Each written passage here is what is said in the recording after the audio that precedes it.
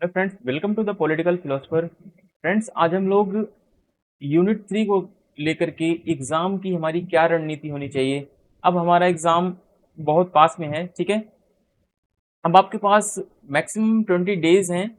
20 दिनों में आप अपनी परीक्षा की तैयारी कैसे करें और कैसे कैसे अपनी स्ट्रेटजी बनाएं, क्या क्या फोकस करें किन किन चीज़ों पर, जिससे कि आपका नेट JRF इस बार क्लियर हो जाए, ठीक है। तो यूनिट 3 को लेकर के हम अभी आगे चर्चा करेंगे यहाँ पे कि हमें क्या क्या चीज़ें पढ़नी है और क्या क्या चीज़ें किन किन टॉपिक पर स्पेशली हमें ज़्यादा फोकस करना है और किन टॉपिक पर हमें कम फोकस करना है, ठीक है। होता क्या है, एग्जाम में बच्चों को ये नहीं पता होता कि किस टॉपिक से ज़्यादा क्वेश्चन पूछे जाते हैं, ठीक है। तो जिन टॉपिक से क्वेश्चन नहीं आता है बच्चे उन पर भी अपना ज़्यादा समय व्यतीत करते हैं, जिसकी वजह से जो इम्पोर्टेंट टॉपिक्स होते हैं वो हमेशा छूट जाते हैं, जिसका परिणाम उन्हें बाद में भुगतना पड़ता है, ठीक है। परीक्षा की रणनीति में हम पहला क्या करेंगे, पहला पॉइंट हमारा होना चाहिए फोकस ऑन की थिंकर्स, ठीक है। जितने भी की थिंकर्स हैं उन पर हमें फोकस करना है। पहली बात, जो इम्पोर्टेंट थिंकर है। अब कौन कौन से महत्वपूर्ण विचारक हैं, कौन कौन से इंपॉर्टेंट थिंकर हैं, वो सब हम आगे अभी इसी वीडियो में डिस्कस करेंगे, ठीक है। फिर दूसरी चीज आपको क्या करनी है, अब मान लीजिए अगर आपके पास आज से 18 दिन है, ठीक है। 18 मई को एग्जाम होगा, तो मान लो अगर 25 दिन है, ठीक है। 25 दिन आपके पास अगर बचे हैं, तो 25 दिन आप क्या करना, पर डे के हिसाब से आपको डेली 200 क्वेश्चन करने हैं। डेली डेली आपको 200 क्वेश्चंस प्रैक्टिस करना है, ठीक है। और वो प्रैक्टिस सेट कहाँ से लगाना है आपको, एक तो घटना चक्र से लगाना है प्रैक्टिस सेट, ठीक है। घटना चक्र अगर आपके पास है तो वहां से आप प्रैक्टिस सेट कर सकते हैं। अदरवाइज आप यूज कंपटीशन टाइम्स की बुक आती है नेट JRF की, पॉलिटिकल साइंस, उसके लिए ले सकते हैं आप, यहाँ से लगा लें। या फिर कहीं पे अन्य अगर आपके पास सोर्स हैं, जैसे कि आप यूट्यूब से पढ़ते हैं, ठीक है। या फिर कोई अन्य बुक है, अन्य कोई मैगजीन है आपके पास, तो वहां से आप प्रैक्टिस सेट लगा सकते हैं।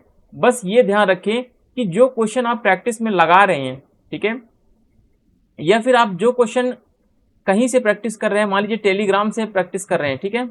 आप जहां से भी प्रैक्टिस कर रहे हैं वो क्वेश्चन रेलेवेंट होना चाहिए, ठीक है। जब क्वेश्चन रिलेवेंट होगा तभी आपके काम के लिए होगा।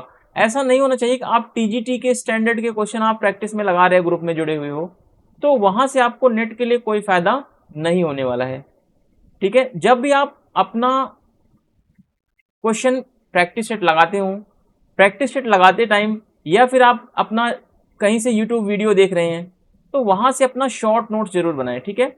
शॉर्ट नोट्स आपके लिए बहुत जरूरी है। शॉर्ट नोट्स के थ्रू आप एग्जाम में क्विक रिवीजन कर सकते हैं, जो बहुत ही हेल्पफुल होता है, ठीक है। मैंने अपने जो 13 बार मैंने एग्जाम क्लियर किया हुआ है, इसमें मैंने मेरी एकमात्र स्ट्रेटेजी यही है कि मैं मैक्सिमम डेली कम से कम 400 क्वेश्चन की प्रैक्टिस सेट लगाता था। और जो क्वेश्चन मुझे नहीं आते थे, ठीक है, जो क्वेश्चन नहीं आते थे वो क्वेश्चन क्या करता था, एज इट इज मैं लिख लेता था। एक कॉपी में अपना नोट्स बनाया था, उसमें मैं क्वेश्चन को लिख लेता था, और क्वेश्चन अगर मैं नहीं कर पाता था तो याद कर लेता था एज इट इज क्वेश्चन, क्योंकि वही क्वेश्चन जो टफ क्वेश्चन होते हैं वो बार बार एग्जाम में रिपीटेड होते रहते हैं, ठीक है। तो आप भी यही स्ट्रेटेजी अपनाएं। और दूसरी बात क्या करें, अपना शॉर्ट नोट्स बनाएं, ठीक है। मैं जो शॉर्ट नोट्स बनाया था वो लगभग 60 पेजेस के थे, ठीक है। 60 पेजेस की शॉर्ट नोट्स थी, जिसमें 10 यूनिट कवर थी। 10 यूनिट कवर मैंने केवल 60 पेजेस में किए थे, जो कि मैं एक दिन में 3 से 4 बार उसको रिवीजन में करता था।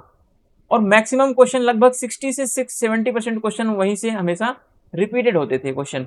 और 30 से 40% जो क्वेश्चन होते हैं वो आप अपने माइंड से थोड़ा सा आप एनालिटिक व्यू में यूज करके, थोड़ा क्वेश्चन को एनालाइज करके आप आराम से क्वेश्चन को कर सकते हो, ठीक है। और बाकी जो चांसेस होते हैं कि जैसे कि आप 100 क्वेश्चन का प्रैक्टिस सेट मान लीजिए लगा रहे हैं, ठीक है। मैं आपको एक एग्जांपल बता रहा हूँ कि जो नेट का मान लीजिए 100 क्वेश्चन आ रहा है नेट के पेपर में आपका, तो 100 में से मेरे जो मैक्सिमम जाते थे 80 से लेकर के 85 86, ठीक है, इतने क्वेश्चन मेरे सही होते थे हर पेपर में। हर बार नेट के पेपर में 86 तक मेरा सही होता था। बट होता क्या है नेट के पेपर में कि 4 से 5 क्वेश्चन ऐसे होते हैं जो NTO को खुद नहीं पता होता इसका आंसर क्या है, ठीक है। जो नेट के पेपर सेटर होते हैं, जो प्रोफेसर होते हैं, उनको खुद नहीं पता होता कि राइट आंसर क्या होता है। और 4 से 5 क्वेश्चन ऐसे होते हैं जो आपने कभी नहीं पढ़ा होगा आज तक, ठीक है। आप कितनी बुक पढ़ लें, कितना भी कुछ कर लें, ये 4-5 क्वेश्चन आपके बस की बात नहीं होती है। वो तुक्का लग गया तो अलग बात है, ठीक है। तो आप मान के चलिए कि आप अपनी इस तरीके से तैयारी करें कि 80 से लेकर के आपके 85 या 86 या 90 तक आप कोशिश करें कि आपके 90 क्वेश्चन सही हो जाएं, ठीक है। तो आप इतना कर सकते हैं। अदरवाइज आप 10 क्वेश्चन को आप स्किप करके चलिए कि 10 क्वेश्चन ये तो बहुत टफेस्ट होते हैं, या तो इनका जो आंसर होता है वो हमेशा गलत मोड में होता है, या तो ये चैलेंज के लिए हमेशा अवेलेबल रहते हैं इस तरीके के क्वेश्चन। तो आप इन 10 क्वेश्चन के पीछे मत पड़े, आप अपना 90 क्वेश्चन पर फोकस बनाएं। और 10 क्वेश्चन में ये भी हो सकता है कि आपके तुक्के लग जाएं, उसमें से 5 से 6 क्वेश्चन या 4 क्वेश्चन कुछ भी सही हो जाएं, ठीक है, वो बाद की बात है। लेकिन आप अपना स्ट्रेटजी पहले 100 क्वेश्चन को छोड़ करके 90 क्वेश्चन पे बनाएं कि हमें 90 क्वेश्चन तो अच्छे से करना ही करना है, हमारा टारगेट। बाकी 10 क्वेश्चन 5 क्वेश्चन जो ऐसे होते हैं जो एग्जाम में कोई भी स्टूडेंट्स नहीं कर पाता, कोई भी कैंडिडेट नहीं कर पाता, उसे बहुत मुश्किल होता है उसके लिए, ठीक है। वो कहने की बात होती है कि मैंने 100 में 100 किए हैं वो, या फिर मैंने 95 क्वेश्चन सही किए थे, ठीक है। वो तुक्के की बात होती है कि भाई आपने 80-85 क्वेश्चन आपको आते होंगे, 70 क्वेश्चन, तो आपके 10 से 20-15 क्वेश्चन तुक्के लग गए तो वो सही हो गए, वो अलग बात होती है, ठीक है। उसकी बात मैं नहीं कर रहा हूँ। तो ये हमारी स्ट्रेटजी होनी चाहिए। आप चाहे किसी भी एग्जाम की प्रिपरेशन कर रहे हो, चाहे आप यूपीएससी के एग्जाम की कर रहे हो, चाहे आप यूपी पीसीएस की कर रहे हो, ठीक है, चाहे आप यूपी पीएससी की कर रहे हो, चाहे आप यूपीएससी की कर रहे हो, ठीक है, कोई भी एग्जाम हो, आप चाहे एसएससी हो, XYZ कोई भी एग्जाम हो, अगर आपने प्रिपरेशन करनी है तो आपको कुछ पॉइंट्स की फैक्टर्स होते हैं उन पर फोकस करना है। डेली आपको प्रैक्टिस सेट लगाना है और आपको शॉर्ट नोट्स बनाने हैं। विदाउट इन स्ट्रेटजीज के आप एग्जाम क्लियर नहीं कर सकते, ठीक है। आप कितना भी पीपीटी पढ़ लें, कितना भी नोट्स लगा लें, कितना भी वीडियो कर लें, उससे कोई फायदा नहीं है, ठीक है। जब तक आप प्रैक्टिस नहीं लगाएंगे ना, तब तक आपके लिए चीजें मुश्किल होती जाएंगी। क्योंकि प्रैक्टिस के थ्रू ही क्या होता है कि आपकी जो स्ट्रेंथ होती है ना वो बढ़ती है, ठीक है। अब देखते हैं कि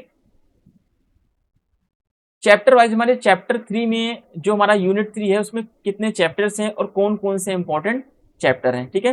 तो ये वाला पार्ट मैंने जो कुल मिला के लगभग 20 या 21 चैप्टर हैं, जो कि इंपॉर्टेंट वाले जो ज्यादा है मैंने उसको एक साइड में कर दिया है, ठीक है, और दूसरे वाले पार्ट को मैंने दूसरे साइड में कर दिया है। हालांकि दोनों में ही इंपॉर्टेंट टॉपिक्स हैं, लेकिन आप ये नहीं कह सकते कि इस वाले टॉपिक से नहीं आएगा क्वेश्चन, उस वाले से आएगा, उस वाले से नहीं आएगा तो इस वाले से आएगा, ठीक है, ऐसा कुछ भी नहीं है।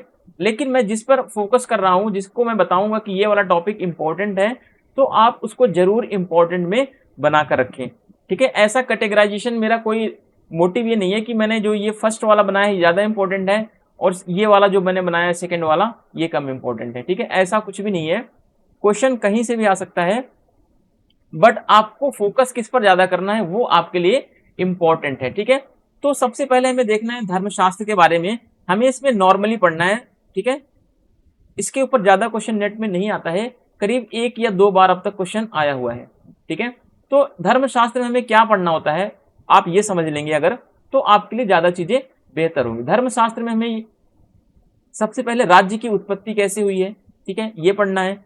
दूसरी बात, इसमें मनु का सप्तांग सिद्धांत क्या है, ठीक है। धर्मशास्त्र में वर्ण व्यवस्था कैसी है, ठीक है, ये पढ़ लेना है हमें। फिर धर्मशास्त्र में मनु की विदेश नीति कैसी है, मनु की विदेश नीति, ठीक है। इतना चीज अगर आप पढ़ लेंगे अच्छे से तो इसके बाहर धर्मशास्त्र के ऊपर क्वेश्चन नहीं पूछता है, ठीक है। अदरवाइज आप प्रैक्टिस सेट लगाते रहेंगे तो इतना एनफ होगा आपके लिए, इससे ज्यादा आपको इसके टॉपिक पर फोकस नहीं करना है।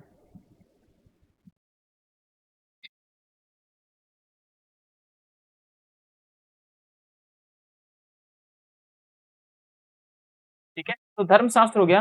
फिर आता है हमारा कौटिल्य, ठीक है। कौटिल्य हमारा इंपॉर्टेंट है। कौटिल्य में हमें क्या पढ़ना है ये देख लें। कौटिल्य का पहले तो नाम क्या थे इनके, इनका एक जीवन संक्षिप्त जीवन परिचय पढ़ लें,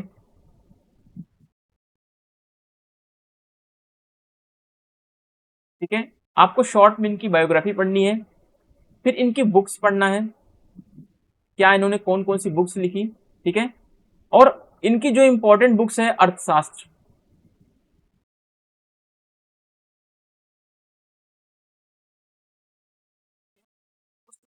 क्या क्या बातें कही गई, क्या वह अर्थव्यवस्था के ऊपर है या फिर राजनीति के ऊपर बुक है वो, क्या वह बुक कितने चैप्टर में डिवाइड है, ठीक है।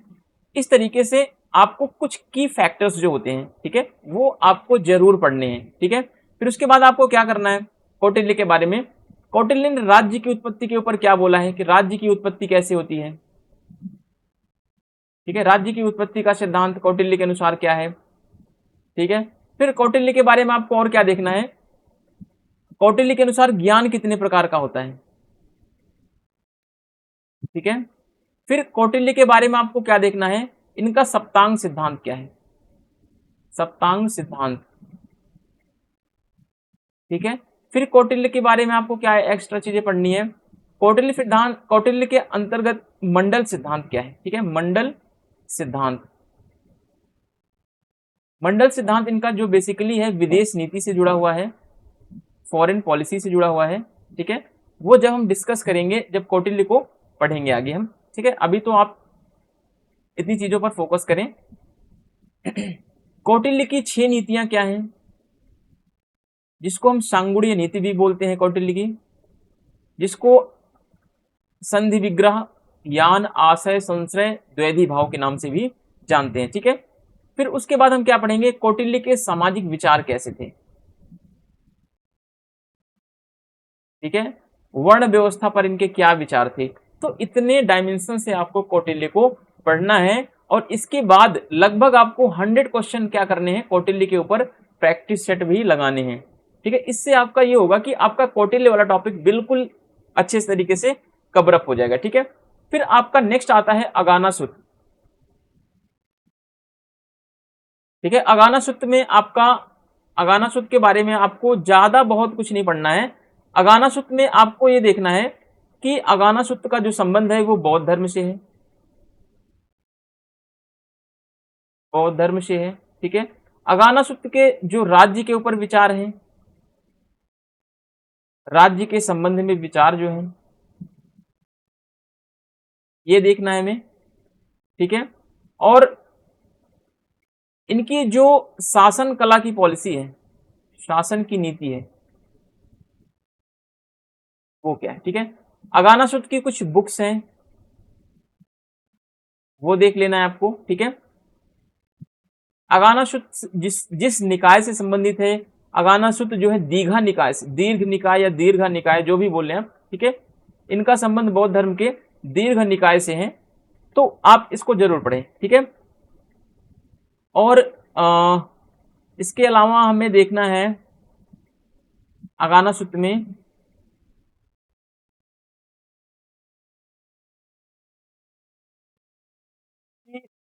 राज्य के क्या अधिकार और कर्तव्य होते हैं, राज्य के अधिकार और कर्तव्य, ठीक है। ये चीजें हमें अगाना सूत्र में जरूर पढ़ना है। और एक चीजें हमें ध्यान में रखनी है अगाना सूत्र में कि बौद्ध धर्म में, ये बौद्ध धर्म के विचारक हैं, तो बौद्ध धर्म में जो राज्य की उत्पत्ति है वो कैसे मानी गई है, ठीक है। बस इतना इनफ होगा आपके लिए, इससे ज्यादा आपको इसमें कुछ नहीं पढ़ना, ठीक है। फिर इसके बाद आपका आता है अरविंद घोष,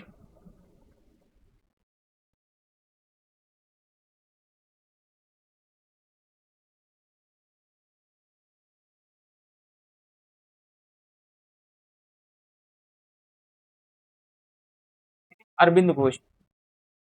अब देखिए अरविंद घोष के बारे में आपको क्या इंपॉर्टेंट पढ़ना है, इनकी बुक्स पढ़नी है, ठीक है, इनकी पुस्तकें,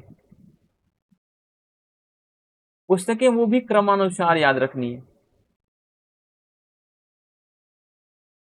इनकी बुक्स को आप सीक्वेंस में जरूर याद रखेंगे। फिर अरविंद घोष का निष्क्रिय प्रतिरोध का सिद्धांत क्या है, निष्क्रिय प्रतिरोध का सिद्धांत, ये देखना है आपको। फिर अरविंद घोष के बारे में मानवीय एकता पर विचार, मानवीय एकता के संबंध में विचार क्या है इनके, ठीक है। ऐसे तो मैं बता सकता था कि अरविंद इंपॉर्टेंट है, कौटिल्य इंपॉर्टेंट है, महात्मा गांधी है, सावरकर है, अम्बेडकर है, ठीक है। तो इनमें मैं आपको कुछ सब टॉपिक्स इनके बता दे रहा हूँ जिससे कि आपको बहुत ज़्यादा हेल्प मिलेगी पढ़ने में, ठीक है। तो इसके बाद अरविंद ने जो पूर्व और पश्चिम के मिश्रण की बात की है वो क्या है? पूर्व और पश्चिम की सभ्यता का मिश्रण, ये क्या है? इसके बाद हमें देखना है अरविंद का राष्ट्रवाद का आंदोलन क्या है? राष्ट्रवादी आंदोलन ये क्या है? ठीक है। इसके बाद हमें एक चीज और पढ़नी है, स्वदेशी विचार अरविंद के, ठीक है। स्वदेशी विचार जो अरविंद ने दिया, ये इनके जीवन के दूसरे चरण से जुड़ा हुआ है, जीवन के दूसरे चरण से जुड़ा हुआ है, ध्यान रखना। अरविंद के जीवन काल की जो चरणें हैं 3 चरणों में डिवाइड है, ठीक है, 3 चरणों में है। प्रथम चरण, दूसरा चरण और तीसरा चरण, ठीक है। तीसरे चरण में इन्होंने क्या दिया? इन्होंने तीसरे चरण में आध्यात्मिक राष्ट्रवाद या अध्यात्मवाद का विचार दिया, मानवीय एकता का विचार दिया, ठीक है। इसके बाद हम देखेंगे महात्मा गांधी, मोस्ट इंपॉर्टेंट है महात्मा गांधी। और महात्मा गांधी के संबंध में हमें क्या पढ़ना है? महात्मा गांधी के बारे में पहले हमें थोड़ा बहुत इनका बायोग्राफी पढ़नी है, ठीक है। फिर महात्मा गांधी के ऊपर किन किन विचारकों का प्रभाव है, ये हमें ध्यान में रखना है। फिर महात्मा गांधी ने लोकतंत्र के ऊपर क्या विचार दिया, ठीक है। फिर इसके बाद हमें देखना है महात्मा गांधी का स्वराज की अवधारणा क्या है। फिर महात्मा गांधी का सविनय अवज्ञा आंदोलन पढ़ना है हमें। फिर इसके बाद महात्मा गांधी का असहयोग आंदोलन, ठीक है। इसके बाद जो इंपॉर्टेंट है महात्मा गांधी का धर्म और राजनीति का संबंध,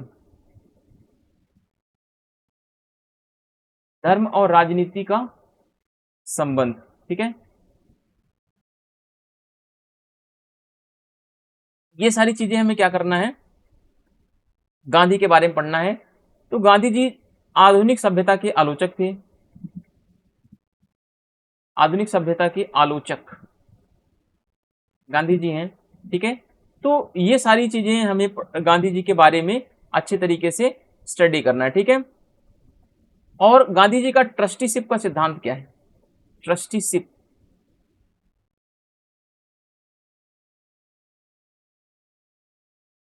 ट्रस्टीशिप थियरी क्या है? फिर गांधी जी का ओशियानिक सर्कल का क्या है? ओशियानिक सर्कल, सामुद्रिक वृत्त का सिद्धांत क्या है?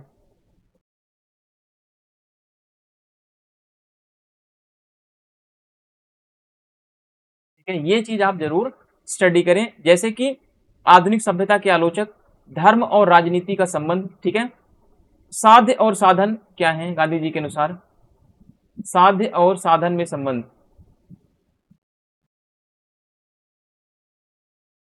ठीक है, ये आप पढ़ें। फिर गांधी जी के ऊपर एक चीज और आप पढ़ें कि गांधी जी ने राज्य को क्या माना है? राज्य को इन्होंने अनावश्यक बुराई माना है, ठीक है।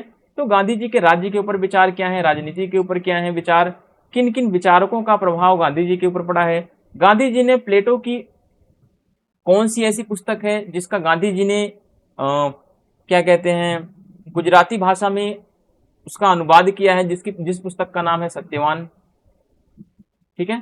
तो इस तरीके से आप चीजों को अगर स्टडी करेंगे तो आपके लिए क्या है, बहुत ज्यादा बेहतर होगा। आप फिर ये सारे डायमेंशन आप अच्छे से कवर कर ले जाओगे, ठीक है।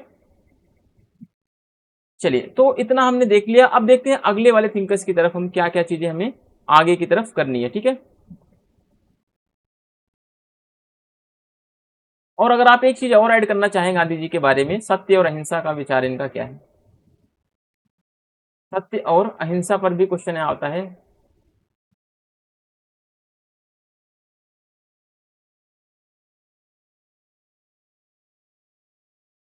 ठीक है। अगर आप लोग शॉर्ट नोट्स बना रहे हैं अभी, तो आप इन पॉइंट्स को जरूर अपने नोट्स में ऐड करें, क्योंकि ये चीजें आप पढ़ के जाएंगे तो यहां से क्वेश्चन आने ही आने हैं, ठीक है।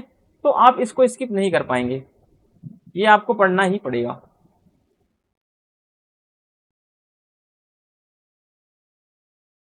चलिए देखते हैं गांधी जी के बाद हमारा सावरकर, ठीक है, सावरकर को देखते हैं।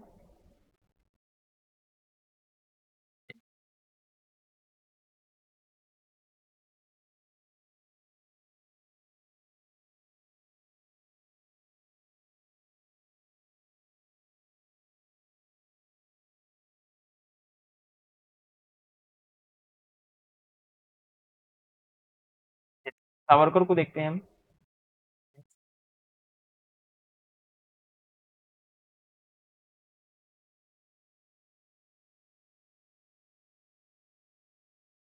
सावरकर के बारे में क्या पढ़ना है? सावरकर का जो बेसिकली हमें स्टडी में इम्पोर्टेंट हमारे लिए होता है, तो सावरकर का जो सांस्कृतिक राष्ट्रवाद का विचार है वो हमें पढ़ना है। सांस्कृतिक राष्ट्रवाद का विचार। सावरकर के अनुसार हिंदू कौन है? ठीक है, सावरकर के अनुसार हिंदुत्व की क्या बुराइयां हैं?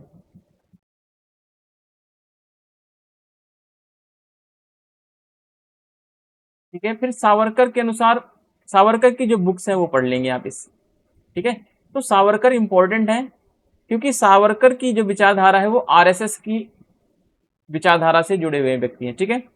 तो सावरकर को आपको जरूर पढ़ना है क्योंकि क्वेश्चन सावरकर से आता है एक बार करके, एक बार अगर नहीं पूछा गया तो अगली बार जरूर पूछता है, ठीक है। तो इस तरीके से क्वेश्चन जरूर पूछता है। उसके बाद नेक्स्ट आपके इंपॉर्टेंट है अंबेडकर, ठीक है, मोस्ट इंपॉर्टेंट है अंबेडकर को आपको जरूर पढ़ना है। और अंबेडकर के बारे में क्या क्या चीजें हमें स्टडी करनी है वो सारी चीजें हम अच्छे तरीके से यहाँ पे समझेंगे अभी, ठीक है। अंबेडकर का एक तो जीवन, हमें जीवन परिचय इनको पढ़ना है, ठीक है। दूसरी बात, अंबेडकर की शिक्षा प्रणाली, शिक्षा, ठीक है। तीसरी बात, अंबेडकर की जाति व्यवस्था को लेकर के विचार, जाति व्यवस्था को लेकर के विचार, ठीक है। अंबेडकर का सामाजिक विचार कैसा है, सामाजिक विचार पढ़ना है हमें इनके, ठीक है। समाज को लेकर इनके क्या विचार रहे हैं। फिर अंबेडकर के बारे में हमें क्या पढ़ना है, राजनीतिक विचार कैसा है इनका, ठीक है। ये उदार लोकतंत्र के समर्थक है, मैं आपको बता दूं, ठीक है, ये उदार लोकतंत्र को मानने वाले विचारक हैं। फिर आपको पढ़ना है अंबेडकर और गांधी, ठीक है, अंबेडकर और गांधी। फिर आपको अंबेडकर के बारे में क्या पढ़ना है कि पंचायती राज के विरोधी थे,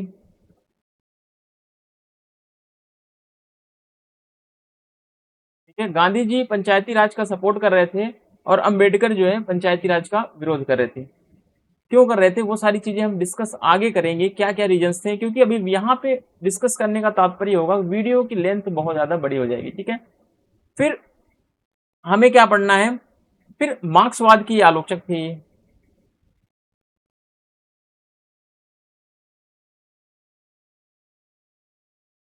ठीक है। फिर ये दलितों के उत्थान के उपाय बताते हैं।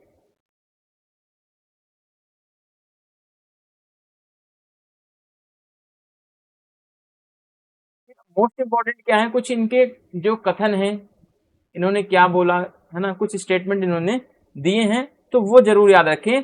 और मोस्ट इंपॉर्टेंट इससे भी ज्यादा क्या इंपॉर्टेंट है आपके लिए, इनकी बुक्स, बुक्स को क्रमानुसार याद रखें, क्रमानुसार, ठीक है, सीक्वेंस में इनके बुक्स को जरूर याद रखें। चलिए, अब अंबेडकर के बाद हम देखेंगे जयप्रकाश नारायण को, ठीक है। अंबेडकर के बाद हमारे नेक्स्ट जो थिंकर्स होंगे वो होंगे जयप्रकाश नारायण। जयप्रकाश नारायण में हमें ये भी इंपॉर्टेंट है जयप्रकाश नारायण, क्योंकि जयप्रकाश नारायण से क्वेश्चन जो पूछा गया है DSSB, DSSB के एग्जाम में पूछा गया है। और ऐसा क्वेश्चन पूछा गया है भाई कि मतलब जो भी तैयारी करते होंगे, स्टैंडर्ड जिनका भी होगा, अपने आप को जो 30 मार्क खान समझते होंगे, है ना, उन सबकी हेकड़ी वहां पे निकल जाती है DSSB के एग्जाम में। तो खास करके जो 2021 में एग्जाम हुआ मैं उनकी बात कर रहा हूँ कि उसके कुछ स्टैंडर्ड से कुछ ऐसे ऐसे क्वेश्चन पूछे गए हैं जिनको मतलब कुछ क्वेश्चन तो बहुत इजी हैं और कुछ क्वेश्चन के लेवल जो है ना वो बहुत ज़्यादा हाई स्टैंडर्ड के हैं, ठीक है। तो जयप्रकाश नारायण के बारे में क्या पढ़ना है, इनकी बुक्स पढ़नी है पहली बात, इनको भारत रत्न कब मिला, ठीक है, ये सारी चीजें पढ़नी है। फिर इनके बाद मानववाद के क्या विचार हैं, फिर इनके बाद हमें पढ़ना है सामुदायिक लोकतंत्र पर क्या विचार है,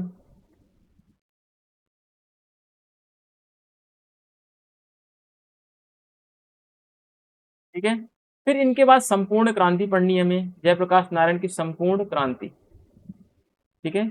संपूर्ण क्रांति का विचार इन्होंने कब दिया, आप कमेंट करके बताया, ठीक है। तो मैं बता देता हूँ इसको, 5 जून 1974 को इन्होंने दिया था, ठीक है।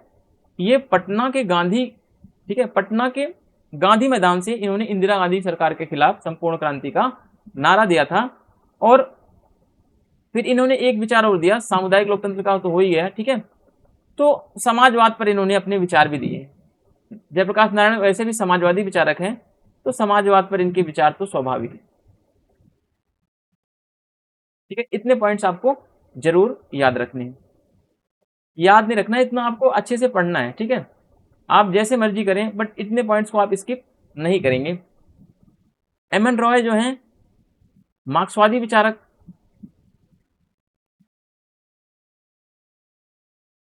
दूसरी बात एम एन रॉय के बारे में क्या पढ़ना है, इनकी बुक्स को पढ़ना है,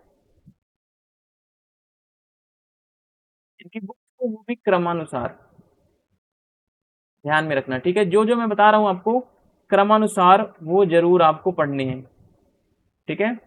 फिर आपको इनके बारे में क्या पढ़ना है, कांग्रेस और एम एन रॉय, कांग्रेस और एम एन रॉय, ठीक है। कांग्रेस को लेकर एम एन रॉय के क्या विचार थे, कांग्रेस और एम एन रॉय में क्या मतभेद थे, ठीक है। फिर एम एन रॉय और लेनिन के मध्य क्या विरोध थे, एम एन रॉय और लेनिन, इन दोनों के बीच में क्या विचार चल रहे थे, ठीक है। फिर एम एन रॉय का जो सबसे इंपॉर्टेंट है नव मानववाद का विचार, नव मानववाद का विचार, न्यू ह्यूमनिज्म का इनका जो कॉन्सेप्ट है,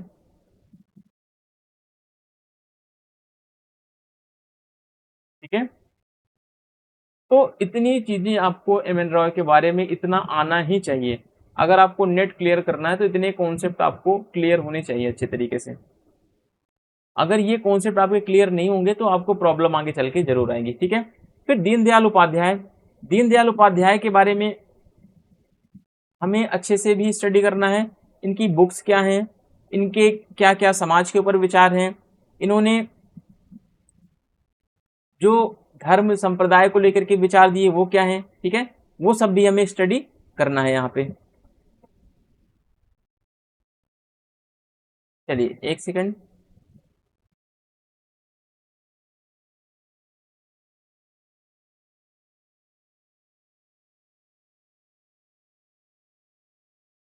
दीनदयाल उपाध्याय के बारे में इनका एक बेसिकली हम स्टडी करेंगे, इनके जीवन परिचय के बारे में, इनकी बायोग्राफी क्या है इसके बारे में स्टडी कर लेंगे, और इनके बुक्स क्या हैं, ठीक है।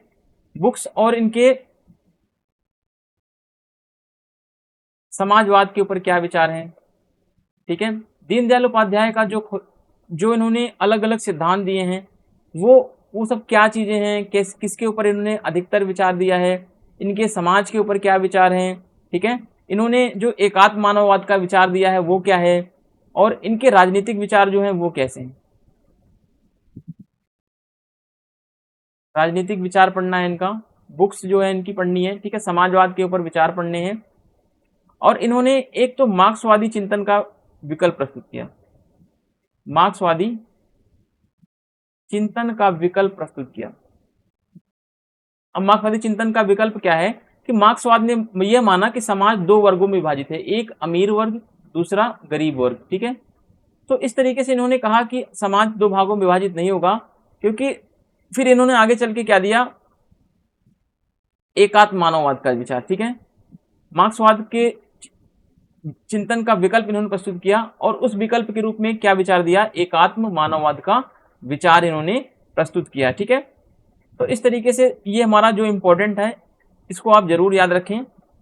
ये इंपॉर्टेंट चैप्टर है, कौटिल्य है आपका, अगानासुत है, अरविंद है, महात्मा गांधी, ठीक है, सावरकर, अंबेडकर और जयप्रकाश नारायण, एम एन रॉय, दीनदयाल उपाध्याय। ये सारी बहुत ज़्यादा इंपॉर्टेंट है, इनमें से आप कोई भी चैप्टर स्किप नहीं कर सकते हैं, ठीक है। अब फिर आपको आगे क्या पढ़ना है, अब आपको देखना है कि बर्नी के क्या विचार है, ठीक है।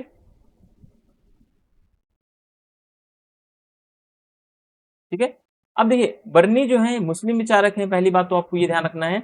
बर्नी की पहली बात तो बुक्स आपको याद रखनी है, चाहे आप इनके बारे में कुछ पढ़ें या ना पढ़ें, पर इनकी बुक्स आपको जरूर याद होनी चाहिए, ठीक है। बर्नी फिर बर्नी ने फिर मुस्लिम शासकों का समर्थन किया है,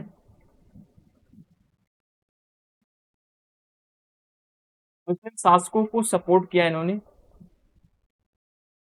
ठीक है। फिर बर्नी के बारे में, बर्नी ने जो आदर्श शासक का विचार दिया है, आदर्श शासक का विचार क्या है इनका, ठीक है। फिर ये पढ़ना है आपको। इसके बाद बर्नी के बारे में आपको बाजार नियंत्रण और न्याय प्रणाली, बाजार नियंत्रण और न्याय प्रणाली, ठीक है। फिर इसके बाद आपको पढ़ना है कि ये मुस्लिम कानून के समर्थक थे,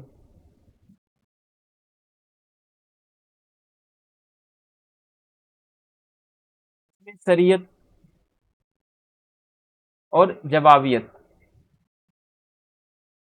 दो कानून खासकर माने जाते हैं, ठीक है।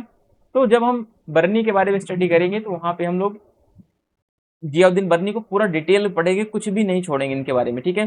क्वेश्चन आंसर प्रैक्टिस सब कुछ लगाएंगे वहां पे। अभी तो फिलहाल हमारे पास टाइम नहीं इतना कि सारी चीज़ों को भी हम कवर अप कर पाएँ। फिलहाल के लिए अभी आप जो जो टॉपिक आपको बताया जा रहा है वो आप जरूर कवर करके एग्जाम में जाएं, ठीक है। फिर कबीर के बारे में क्या पढ़ना है आपको, कबीर का जीवन परिचय पढ़ना है इनका, ठीक है।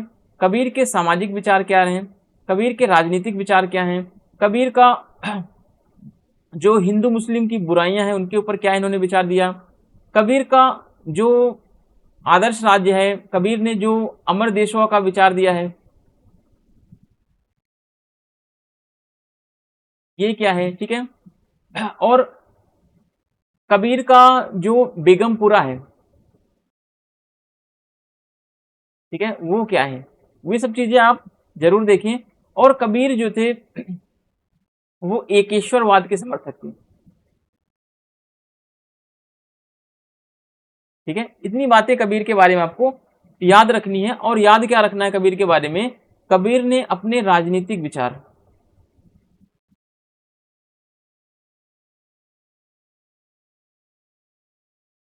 किन ग्रंथों में या किन पुस्तकों में व्यक्त किए हैं, तो वे चीजें आपको जरूर याद रखनी है, ठीक है। तो इतना तो आपको करना करना है। चलिए अब देखते हैं कुछ अगले थिंकर्स हमारे जो इंपॉर्टेंट हैं, ठीक है। बरनी तो आप पढ़ के जाएंगे, कबीर ना भी पढ़ेंगे या लाइटली भी पढ़ लेंगे तो भी आपका काम चल जाएगा, ठीक है। फिर रमाबाई है, इंपॉर्टेंट है, रमाबाई को स्किप नहीं करेंगे। फिर रमाबाई का जो जीवन परिचय है इनका वो पढ़ेंगे, ठीक है। पहले ये हिंदू धर्म थी, फिर इन्होंने हिंदू धर्म को छोड़ा, फिर ईसाई धर्म को एक्सेप्ट किया। फिर महिलाओं के सुधार के लिए जो इन्होंने कॉन्सेप्ट अपनाए, क्या विचार थे इनके, वो उनके बारे में आपको पढ़ना है, क्या क्या सुधार किए महिलाओं के लिए, कितने सदन बनाए इन्होंने, ठीक है। महिलाओं की शिक्षा को लेकर के क्या विचार दिए। फिर ये भारत की जो है ये पहली नारीवादी विचारक हैं, ठीक है, जिन्होंने महिलाओं के ऊपर बात की। फिर आपको क्या करना है, हिंदू धर्म और पितृसत्तात्मक समाज की आलोचक है ये हिंदू धर्म और पैट्रियार्की, पितृसत्तात्मक समाज की आलोचक, पैट्रियार्की सोसाइटी की ये क्रिटिसिज्म करते हैं, ठीक है। ये चीजें आपको जरूर याद रखनी है। फिर इन्होंने ईसाई धर्म का समर्थन किया, ईसाई धर्म का समर्थन किया, ठीक है। इतना चीज आपको पढ़ना है। फिर जाति व्यवस्था पर जो इनके विचार हैं, बेसिकली आपको इनकी बुक्स को जरूर याद रखना है, ठीक है। बुक्स को आप जरूर याद रखें इनके। और बुक्स के साथ साथ इन्होंने महिलाओं के लिए क्या क्या कार्य किए, महिलाओं के उत्थान के लिए इन्होंने क्या क्या प्लानिंग की, क्या क्या इनकी योजनाएं थी, उनके बारे में आपको जरूर याद रखना है, ठीक है। अगर आप दो तीन चीजें कुछ की फीचर्स होते हैं किसी भी थिंकर्स के, जैसे कि रमाबाई की बुक्स आप जरूर पढ़ें, ठीक है। बुक्स के साथ इन्होंने महिलाओं के सुधार के लिए या महिलाओं के उत्थान के लिए क्या क्या इन्होंने आइडिया दिए, क्या क्या इन्होंने कार्य किए, कौन कौन से सदन बनाए, कौन कौन सदन कब बनाए गए थे, है ना। इनको पंडिता की उपाधि क्यों दी गई, है ना, पंडिता रमाबाई इनको बोला जाता है। और पंडिता की उपाधि क्यों दी गई, कहाँ दी गई, ठीक है, किस वजह से दी गई, तो सारी चीजें आपको स्टडी करनी है। आपको कोई भी टॉपिक स्किप नहीं करना, बट कुछ चीजें जो हैं वो ज्यादा इंपॉर्टेंट है, जैसे कि महिलाओं के ऊपर विचार और इनकी पुस्तकें, ठीक है। और हिंदू धर्म में क्या क्या बुराइयां हैं उनके ऊपर भी आपको जरूर पढ़ना है, पंडिता रमाबाई के ऊपर, ठीक है। चलिए तिलक को देखते हैं। तिलक ने जो राष्ट्रवाद का विचार दिया, बाल गंगाधर तिलक ने, उसको हमें स्टडी करना है। और जो इन्होंने राष्ट्रवाद के साथ साथ, ठीक है, स्वराज संबंधी विचार दिए जो तिलक ने, तिलक का राष्ट्रवाद, स्वराज का विचार,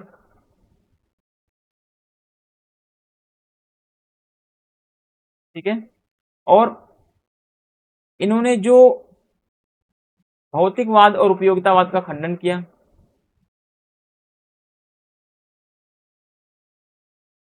उपयोगितावाद का खंडन किया, क्यों किया, इसके पीछे क्या क्या रीजंस थे, वो सारी चीजें आपको पढ़ना है। तिलक की कुछ बुक्स हैं, वो भी आपको 2-3 बुक्स इंपॉर्टेंट है, ठीक है, वो सारी चीजें आपको देख लेना है, ठीक है। तो इंपॉर्टेंट क्या है इसमें, कवि बरनी और रमाबाई, फिर विवेकानंद भी आप पढ़ लें, तिलक भी आपको पढ़ना ही है, ठीक है।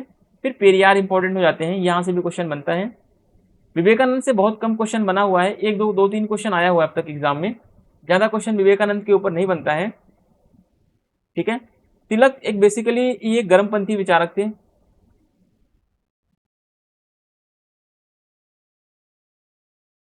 गर्मपंथी विचारकों में लाल बाल पाल, ठीक है, लाला लाजपत राय और बाल गंगाधर तिलक और बिपिन चंद्र पाल का नाम आता है, बेसिकली लाल बाल पाल इनको बोला जाता है।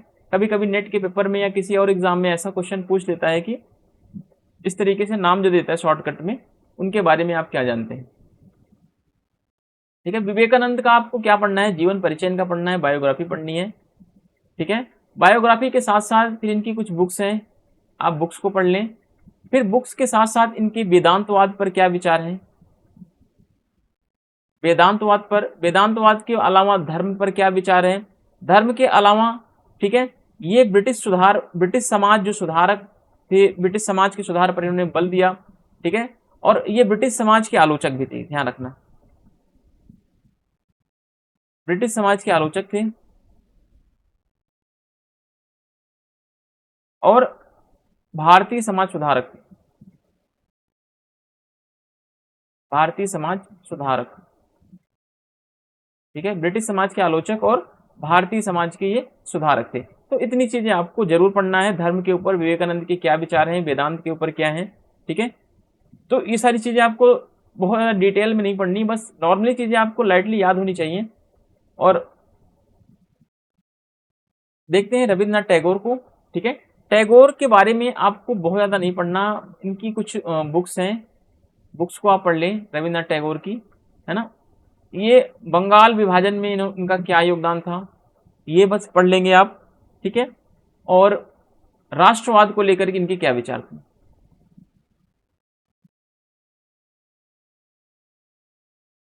मैं आपको ये बता रहा हूँ कि सारी चीजें आपको नहीं पढ़नी होती हैं, ठीक है, सारी चीजें पढ़ने के चक्कर में आपका बहुत सारा कुछ छूट जाता है, ठीक है। फिर आपका आता है पेरियार, ठीक है, ईबी रामास्वामी पेरियार इनको बोलते हैं। पेरियार ने क्या किया, पेरियार ने ब्राह्मण समाज पर प्रहार किया इन्होंने, ठीक है।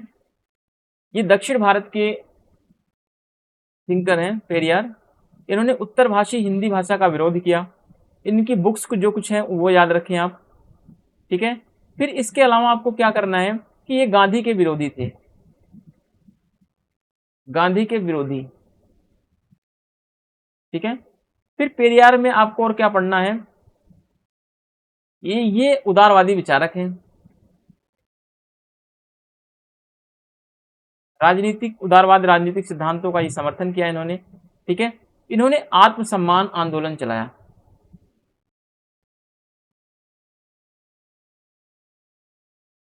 क्या है आत्मसम्मान आंदोलन, इसके बारे में और आप अच्छे से जरूर पढ़ेंगे। और इन्होंने जस्टिस पार्टी, ठीक है, जस्टिस पार्टी और द्रविड़ कड़गम, द्रविड़ कड़गम, है ना, इन पार्टियों की इन्होंने स्थापना की, इन पार्टियों में इन्होंने पार्टिसिपेट किया। इन सब चीजों को आप जरूर पढ़े। जस्टिस पार्टी की स्थापना कब हुई, द्रविड़ कड़गम की कब हुई, आत्मसम्मान आंदोलन कब चलाया गया, ठीक है, आत्मसम्मान आंदोलन इन्होंने क्यों चलाया, काशी की तीर्थ यात्रा, काशी की जो तीर्थ यात्रा की घटना थी उससे ये प्रभावित होते हैं, है ना, वो घटना क्या थी, उन सब के बारे में आप स्टडी करके जाएंगे। फिर नेक्स्ट थिंकर हमारे होंगे इकबाल, ठीक है, इकबाल के बारे में हमें क्या पढ़ना है, इकबाल की हमें बुक्स पढ़नी है, ठीक है, इकबाल का हमें क्या पढ़ना है, बुक्स पढ़ना है, ठीक है, जो तराना हिंद है ना, ये सारी बुक्स इनकी इकबाल की है, वो सब पढ़नी है आपको। और हिंदू मुस्लिम एकता के समर्थक थे, ये बात याद रखना आपको।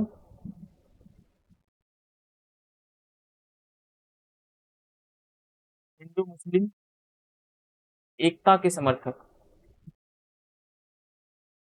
ठीक है। फिर इकबाल क्या है, इकबाल जो है पश्चिमी सभ्यता के विरोधी हैं ये,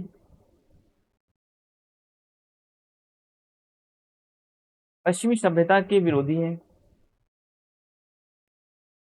फिर इकबाल क्या करते हैं, इकबाल ने इस्लामी राष्ट्रवाद का विचार दिया,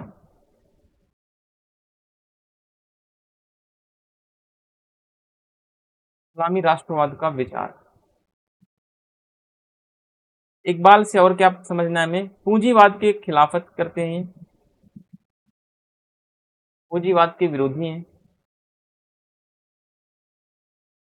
ठीक है। फिर इन्होंने क्या किया, भारत पाक विभाजन पर विचार दिया, भारत पाक विभाजन पर विचार, इनके विभाजन का विचार इन्होंने दिया, ऐसा कर दिया, ठीक है।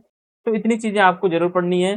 फिर चाचा नेहरू के बारे में हम देखते हैं, ठीक है, नेहरू के बारे में क्या पढ़ना है, इनकी नेहरू की बुक्स पढ़नी है, नेहरू अंतरराष्ट्रवाद के समर्थक थे, ठीक है, इनकी बुक्स, लोकतांत्रिक समाजवादी थे, लोकतांत्रिक समाजवाद पर क्या विचार है, अंतरराष्ट्रवाद पर क्या विचार है, ठीक है, विज्ञान और प्रौद्योगिकी को लेकर क्या विचार है, नेहरू और गांधी में क्या मतभेद थे, ठीक है, लोकतंत्र पर क्या विचार है, लोकतांत्रिक समाजवाद के समर्थक है, ये सारी चीजें नेहरू के बारे में आपको स्टडी कर लेनी है, ठीक है। फिर आपका जो नेक्स्ट लास्ट वाला बचता है राम मनोहर लोहिया, ठीक है, राम मनोहर लोहिया, इनके बारे में आपको बुक्स पढ़नी है, इनकी कौन कौन सी बुक्स हैं ये ध्यान रखना है। फिर मार्क्सवाद के विरोधी हैं ये बात ध्यान रखना, मार्क्सवाद के आलोचक हैं ये, मार्क्सवाद के विरोधी हैं, और इन्होंने गांधीवाद और समाजवाद पर बल दिया, ठीक है, गांधीवाद और समाजवाद पर बल दिया। फिर राम मनोहर लोहिया का चौखंबा का सिद्धांत,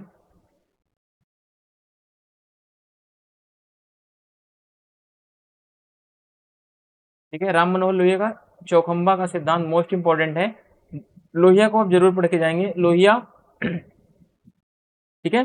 फिर लोहिया ने सप्त क्रांति का भी विचार दिया इन्होंने,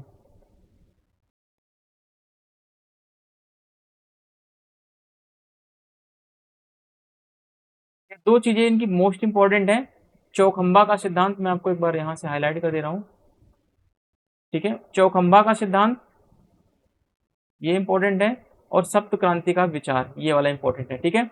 आप कंफ्यूजन नहीं होना आपको, सप्त क्रांति यहाँ पे है, और जो जेपी का है, ठीक है, जयप्रकाश का है, वो संपूर्ण क्रांति है, ध्यान रखना, संपूर्ण क्रांति और सप्त क्रांति में अंतर है, ठीक है। 5 जून 1974, 1974, आई थिंक 74, ठीक है। तो ये चीजें आपको जरूर रखनी है याद, और क्या कहते हैं कि आप जब भी इन सब चीज़ों को पढ़ें तो अच्छे से आप चीज़ों को एनालाइज करें, एनालाइज करने के बाद आप तब आप प्रैक्टिस सेट लगाएं इसके बाद, ठीक है। तो एक बार पहले आप डिस्क्रिप्टिव चीज़ें पढ़ लें, फिर उसके बाद प्रैक्टिस सेट लगाएं, देन प्रैक्टिस सेट से जो चीज़ें आपका कवर नहीं हो रहा, जो चीज़ें क्लियर नहीं हो रही, तब फिर से आप उसको डिस्क्रिप्टिव वे में सीखें या फिर यूट्यूब से सीखें, या फिर मेरा कोर्स फ्री में यूट्यूब पे चलाया जा रहा है, वहाँ के थ्रू आप सीख सकते हैं। ठीक है, तो ये सारी चीज़ें आपको क्लियर वे में आपको सीखने को मिल जाएंगी। फिर मिलते हैं नेक्स्ट वीडियो में, तब तक के लिए आप लोग चैनल को लाइक कर दें, सब्सक्राइब करें और शेयर कर दें। Thank you, thanks for watching.